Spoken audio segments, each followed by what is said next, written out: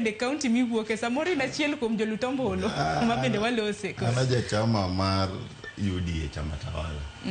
to koro gimogada to ji osiepok nyawacha anta nyalo wacho nikech anto okadhi e kot gima notimre Kasipul cha okang'e ni wanyalo tiyo gi dholuo mane mondo wamiye nying pod amanyo nying minyalo miye nikech ng'eni ne wan gi 24 by elections monego bed ni timre Sharon to 24 by elections monego bed ni timre piny Kenya ni en mane piny Kasipul kae mane wanene lweny machal kamacha e by elections tete nominations tema notim chama mar UDA otimo nominations ke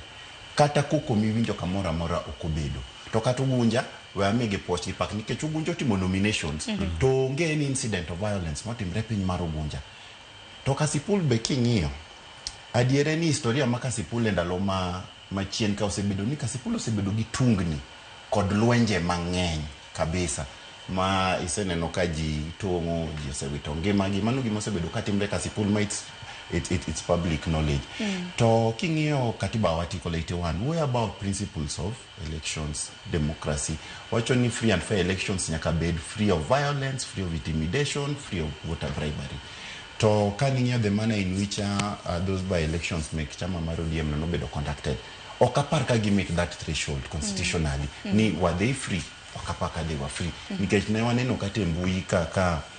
nikech Kasipul ni ambaro ni area mokwongo Kenya waka chakre Kenya yud independence ma nyithindo ma below higni 18 yiene gi go kura nikech waneno ka gigo kura ma waneno ka giketo kura gino waneno ka Kasipul owuogi 18,000 voters in a by elections generally by elections gi voter turnout bedoga mapiny kabisa nikech nitiere weche mang'eny matimore ji seche moko onge seche moko yudo ka ji noko travel so by elections turnout ne niga piny kata king'iyo mar Ugunja ni neno ka numbers gi opogore to mar Kasipul ni neno ka ji ochopo ji 18,000 matiende ni gima timore ni nyalo bedo ni nitiere weche moko manotimre Kasipul manoko dhi e yo makare so kata ka poni ogada ni notero api ginene case ne political parties dispute tribunal to wambe de wagomba ne winjo ni gini timre nade because ngeni watimo yiero 2027 Kenya ka we have had a trust issue gi IEBC gi the electoral body